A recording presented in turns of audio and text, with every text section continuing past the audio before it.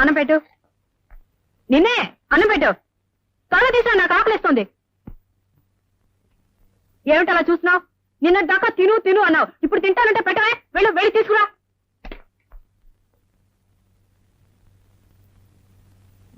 త్వరగా తీసుకురా.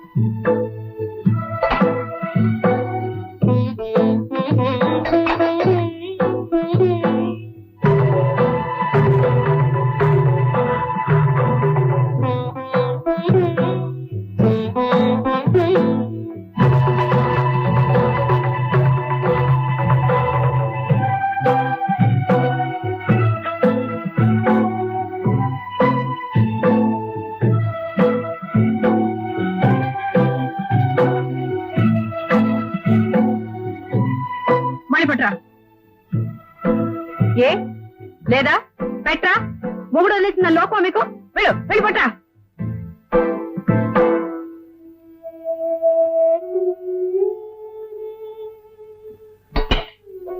పప్పేది, నెయ్యేది, ఏంటి చదువుకోలేవా? ఏమిటా తిండి? నిన్న దాకా తిను తిను, తినకపోతే చస్తావన్నారు. ఇప్పుడు తింటే చస్తానా? చస్తే చచ్చాను. నీకే నష్టమా? నేను ఉంటేనే పోతేనే, నీ మొగుడితో కాపురం చేస్తేనే, చేయకుండా ముందు బాబులో తిరుగుతానే. ఏమిటమ్మా, ఏమిటా మాటలు? నువ్వెవరు? నా తండ్రి. నీ వయసు అంతా నాకంటే రెట్టింపు. ఈ వయసులో తెలుసో తెలియకో నేను తప్పు చేసి తొందరపడి వచ్చేస్తే ఇంటికి రాగానే లాగి లంపకాయ కొట్టి నువ్వు చేసిన తప్పని చెప్పాల్సింది పోయి నేను ఆవేశపడితే నువ్వు ఆవేశపడ్డావు. మన ఇద్దరు ఆవేశాలు ఏమై నా కాపురాన్ని కూల్చేసింది. నన్ను మొగుళ్ళు ఎంత చేసింది. ఈ లోకం అంతా నన్ను చూసి నవ్వేటట్టు చేసింది. నీకే నీ కాముంది, ఆమెకు నువ్వు ఉన్నావు. మీ ఇద్దరికి నేను ఉన్నాను. నాకెవరున్నారు? ఎవరు లేరు, ఎవరు లేరు.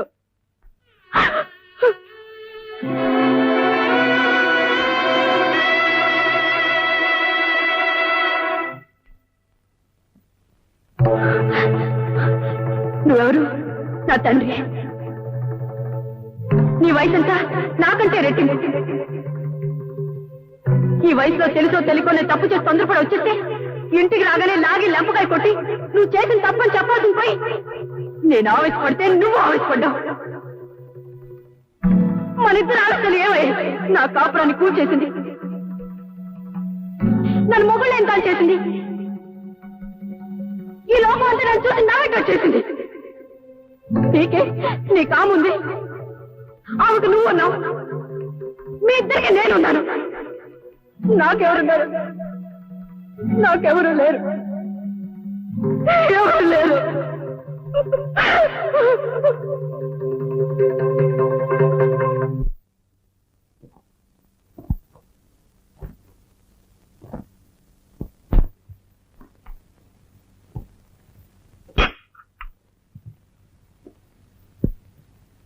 ఏమండి?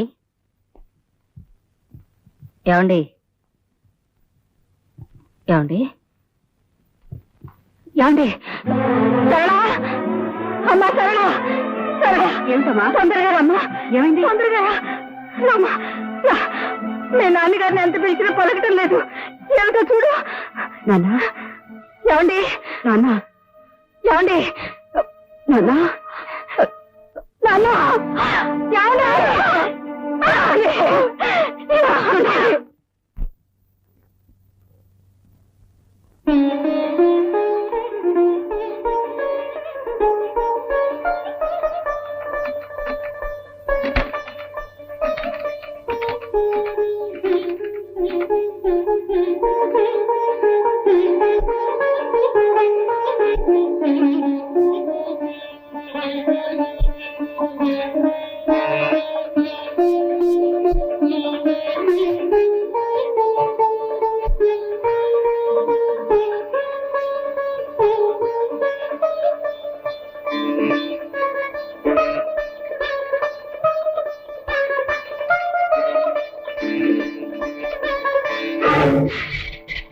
ఏమిటి సార్ అది? ఏమిటి గురు, ఏమైంది? ఏం లేదు, nothing. No, there is something. నువ్వు ఎప్పుడు ఇలాగే ఉంటే పాడైపోతావు. నాతో రా. పద.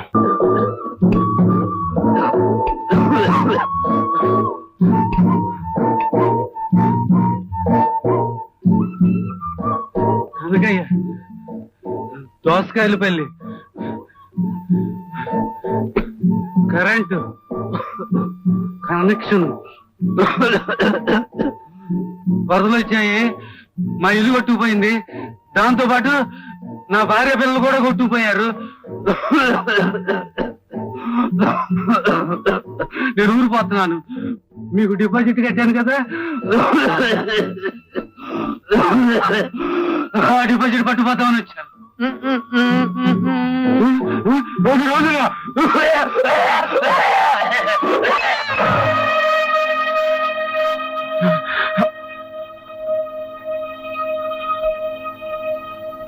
పాపం చచ్చిపోయాడు.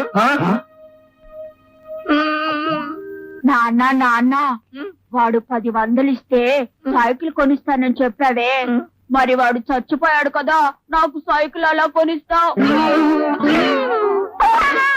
ఏమిటో వదినా, అసలు అన్నయ్యకి అనారోగ్యంగా ఉన్నట్టు ఎప్పుడూ అనిపించలేదు. ఇంతకు ముందు ఎప్పుడైనా గుండెపోటు వచ్చిందా ఏంటి? ఆయనకి తలనొప్పి కూడా తెలియదు, జ్వరం వచ్చినట్టు చూడలేదు. మరంత ఆరోగ్యంగా ఉన్నాయన ఎలా పోయారు వదినా? అంతా నా కర్మ. ఈ మహా తల్లి పట్టుదలకు పోయి మొగుండు వదిలేసి వచ్చింది. కూతుర్ని చూడగానే ఆయనకి పట్టుదల వచ్చింది. అంతా చేయి జారిపోయిన తర్వాత ఇదంతా తన వల్లే జరిగిందని ఆయనలో ఆయన బాధపడి కుమిలిపోయారు. అన్న పసుపు కుంకాలు వదులుకుని ఇది వచ్చింది, వచ్చి నా పసుపు కుంకాలు చేరిపోయింది.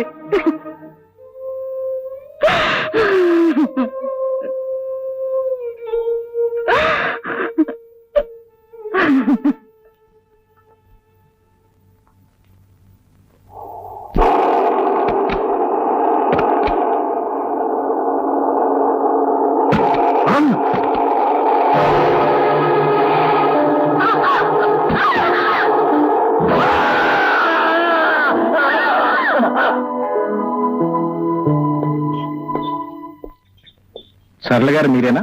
అవునండి. ఒకసారి లోపలికి వస్తారా? మీరు ఇక్కడ కూర్చోండి. బాబు చూసుకో.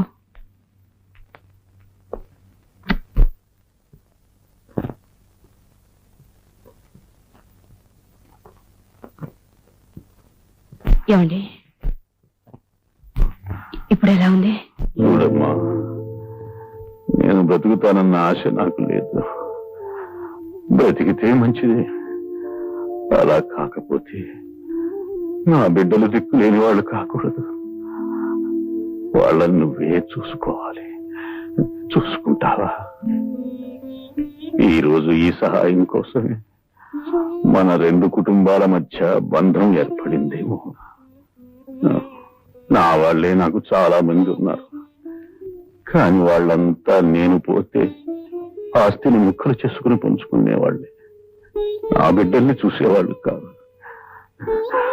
అందుకే నిన్ను అడుగుతున్నాను, చూసుకుంటావా అమ్మా? అవే మాట్లాడండి. నన్ను కాపాడడం కోసం మీ ప్రాణాన్ని అడ్డు పెట్టారు. జీవితాంతం మీ కుటుంబానికి రుణపడి ఉంటాను. నేనేం చేయడానికైనా సిద్ధమే.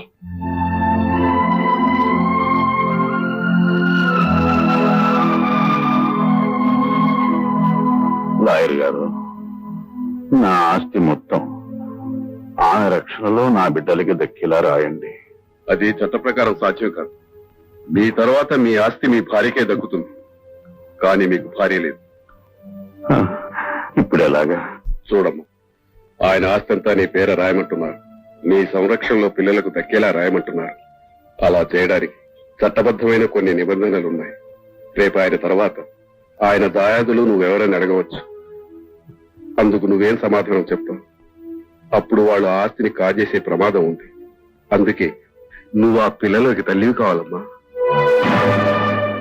పిల్లలకు తల్లి అంటే చట్టబద్ధంగా నువ్వు ఆయనకు భార్యవు కావాలి. అప్పుడే పిల్లలకు నిజమైన సంరక్షణాలు కాదు. ఆలోచించద్దు. నువ్వు ఆలోచించేలోగా ఏ క్షణంలో అయినా ఆయన ప్రమాదం జరగవచ్చు. అప్పుడు పిల్లలు దిక్కులేని వాళ్ళైపోతారమ్మా.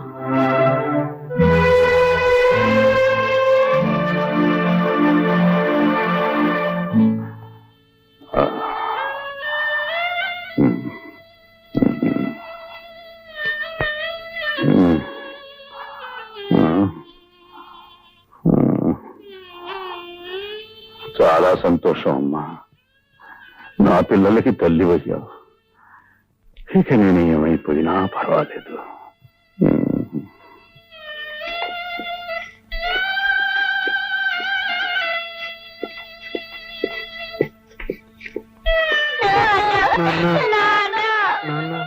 బాబు ఊరుకోండి బాబు.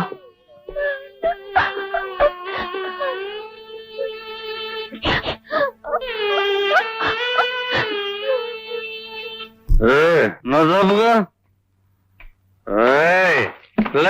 నువ్వెవరినన్నా ప్రేమించావా? పెళ్లి చేసుకున్నావా? ప్రేమించినా పెళ్లి చేసుకున్నా మీ ఆడవాళ్ళందరినీ పీకి పిసికి పారేస్తారు జాగ్రత్త. నల్లే లేదా నువ్వు ప్రేమించావా? పెళ్లి చేసుకున్నావా? ప్రేమించిన పెళ్లి చేసుకున్నా మీ ఆడవాళ్ళందరినీ నిలబెట్టి నరకి పీపిసి చేస్తాను జాగ్రత్త. మిస్టర్ భరత్, నీ పరిస్థితి ఏం బాగుంటం లేదు. నిన్ను సస్పెండ్ చేస్తున్నా.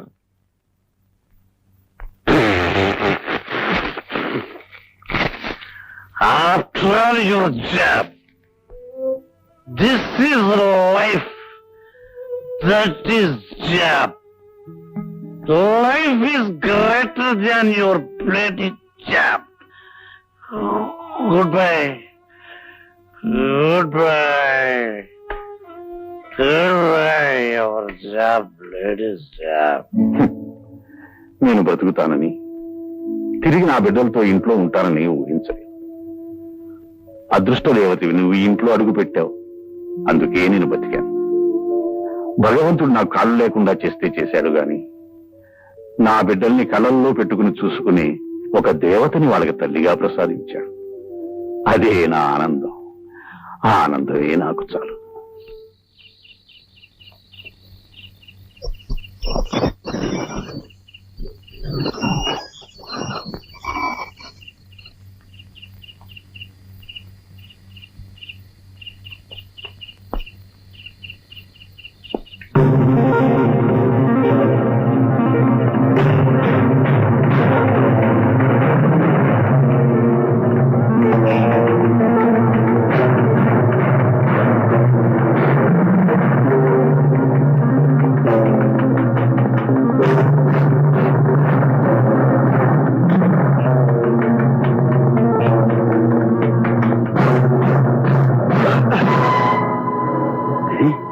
నువ్వా ఆ రోజు గోడ దూకునేందుకున్నావేనా?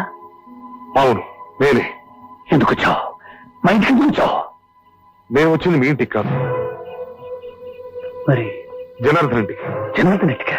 జనార్దన్ భార్యకు నాకు చాలా కాలంగా సంబంధం ఉంది. అయితే ఆ రోజు ఆమె కోసం వచ్చాను. వెళ్ళబోతుంటే నేను చూసి కంగారు పడి వెనక్కి వెళ్ళిపోయాను. మరి జనార్దన్కి సాలకు సంబంధం ఉందని ఎందుకు చెప్పావు? ఆ రోజు నన్ను చూసి గుర్తుపెట్టావని భయపడి ఈ అనుమానాన్ని అటువైపు మళ్ళించాను. అయితే అయితే ఇన్నాళ్ళు నువ్వు చెప్పినవన్నీ అబద్ధాలు.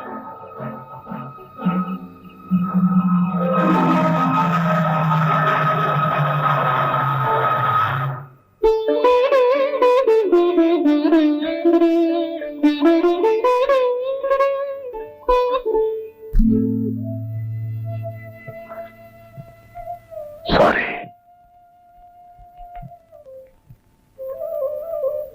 తొందరపడ్డాను. ఎలా తెలుసుకోగలిగావు? మా ఆఫీసులో పనిచేసే గిరి అతను చెప్పాడు. గిరి మీకు తెలుసా? ఈ కాంపౌండ్ ఎందుకు వస్తున్నాడో మీకు తెలుసా? భరత్, ఇదేమిటి? గుప్పిట. ఇందులో ఏముంది? తెలీదు. ఇప్పుడు అదే నీకు నాకు ఉన్న తేడా. తెలిసి కూడా సహించారా? వదిలేయాలి, లేదా చంపేయాలి, లేదా చావాలి. ఫలితం అల్లరిపాలు. మిస్టర్ భరత్, ప్రవాహానికి ఎదురెళ్లే అలవాటు నాకు లేదు. విసురుగా ప్రవాహం వస్తుంటే నిలబడిపోతాను. ఆ ప్రవాహం నా కాళ్ళ కింద నుంచి వెళ్లిపోయిన తర్వాత ప్రయాణం కొనసాగిస్తాను. మొదటి నుంచి నా మనస్తత్వం అది. నాకిద్దరు కూతుళ్ళున్నారు. నేనేం చేసినా అది వాళ్ళకొక చరిత్రగా మిగిలిపోతుంది. నా భార్య నా బ్రతుకు నాశనం చేసి ఉండొచ్చు, కానీ నేను నా బిడ్డల భవిష్యత్తును నాశనం చేయలేను. అందుకే వాళ్ళని వాతావరణానికి దూరంగా ఒక కాన్వెంట్ లో పెట్టాను. నాలో రగిలే అగ్నిపర్వతాన్ని ఈ సంగీత సముద్రంలో దాచుకున్నాను. అందుకే ఏ తోడు లేని నేను ఈ సితార్ను తోడుగా ఉంచుకున్నాను. ఆ బాధను మరిపించడానికి సరళ ఒక అన్నకు చెల్లెలుగానే ఉంది. భరత్, నేను అగ్నిగుండంలో కూర్చున్నా నిప్పులని బయట కనబడినివ్వకుండా చుట్టూ మల్లె పువ్వులున్నట్టు భ్రమ కల్పించాను. నువ్వు మల్లెపూల పాన్పు మీద కూర్చొని అవన్నీ నిప్పులని భ్రమపడి నీ కాపురాన్ని అగ్నిగుండం చేసుకున్నావు. నిజాల్ని గుప్పెట్లో దాచుకోవాలి, బాధల్ని గుండెల్లో దాచుకోవాలి. జరిగిందేదో జరిగిపోయింది. వెళ్ళు, సరళను రమ్మను. నువ్వు అడిగితే తను కాదందు.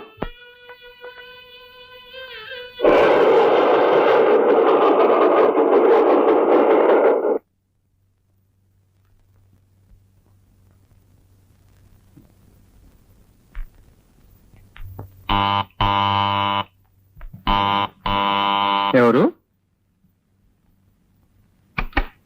ఎవరండి? సరళ. ఇంతకు ముందున్న వాళ్ళు ఎవరు లేరండి ఇప్పుడు. లేదా? ఏమయ్యారు? ఆయన చచ్చిపోయారు. ఆ తర్వాత కొన్నాళ్ళకి ఆయన భార్య కూడా చనిపోయింది.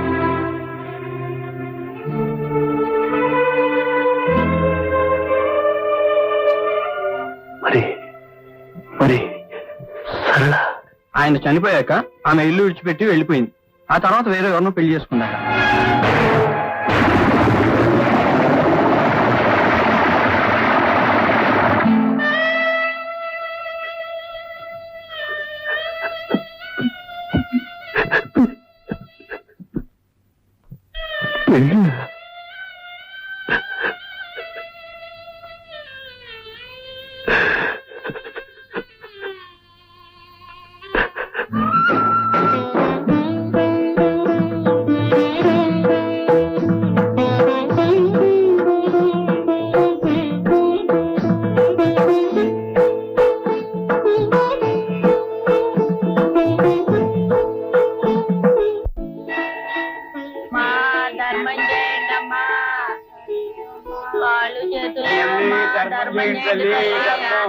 అమ్మా ధర్మం చేయండి తల్లి.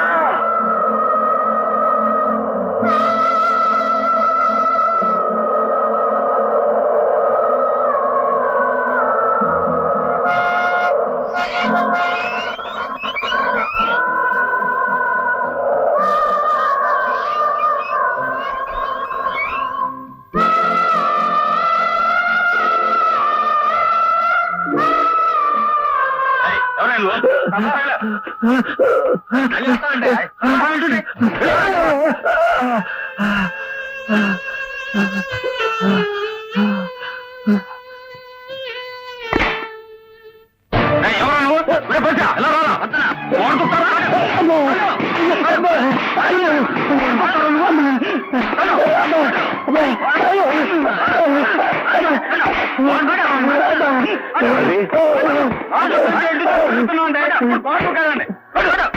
ఏయ్, అందరూ వదలండి.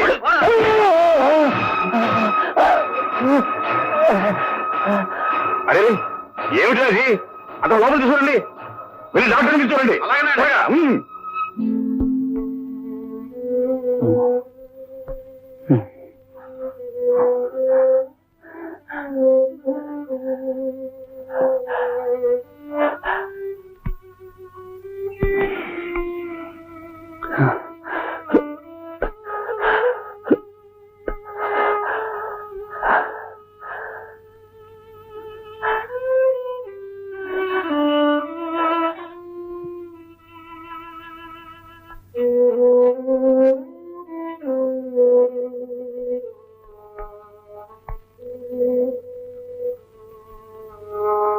ఈ ఇంట్లో ఏం కావాలని గొడవకి రాబోయావు?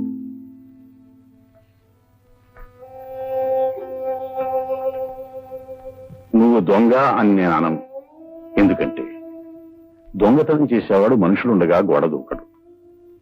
మరి ఇంకేం కావాలని గోడ దూకి వచ్చావు? ఓ దేవతను పోగొట్టుకున్నాను. ఆ దేవత కోసం గుడిలన్నీ తిరుగుతున్నాను. ఓ గుడిలో కనిపించింది, గుర్తించేలోగా మాయమైపోయింది. ఎటు పోయిందో అని వెతుక్కుంటూ అమ్మ నన్ను స్కూల్కి వెళ్ళమంటుంది, నన్ను వెళ్ళమంటుంది. అమ్మ వీళ్ళని స్కూల్కి వెళ్ళమంటే పారిపోయి వచ్చేసారు. ఏ నాన్నగారితో ఏం చెప్తున్నారు? రండిటో.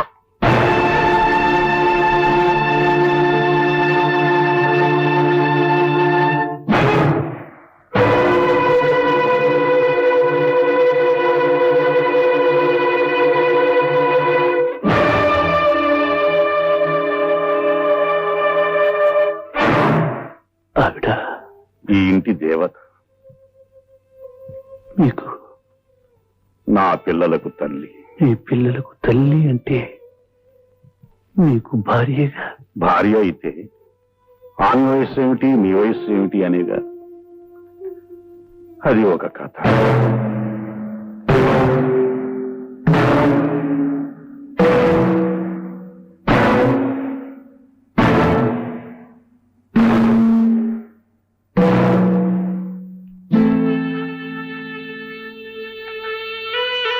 మీరు ప్రాణాలకు తెగించి ఆమెకు ప్రాణదానం చేసి ఆమెను దేవతగా చేసి గుళ్ళో ప్రతిష్ఠించారు. కానీ నేను నన్నే దేవుడిగా నా దేవత ఆరాధిస్తే నేను ఆమెను అవమానించి గుడి నుంచి వెళ్ళేశాను. నేను మనిషి అంటారా? మనిషి రాక్షసుడై తప్పు చేస్తాడు, తప్పు తెలుసుకుని దేవుడు అవుతాడు. ఇంతకీ ఎక్కడ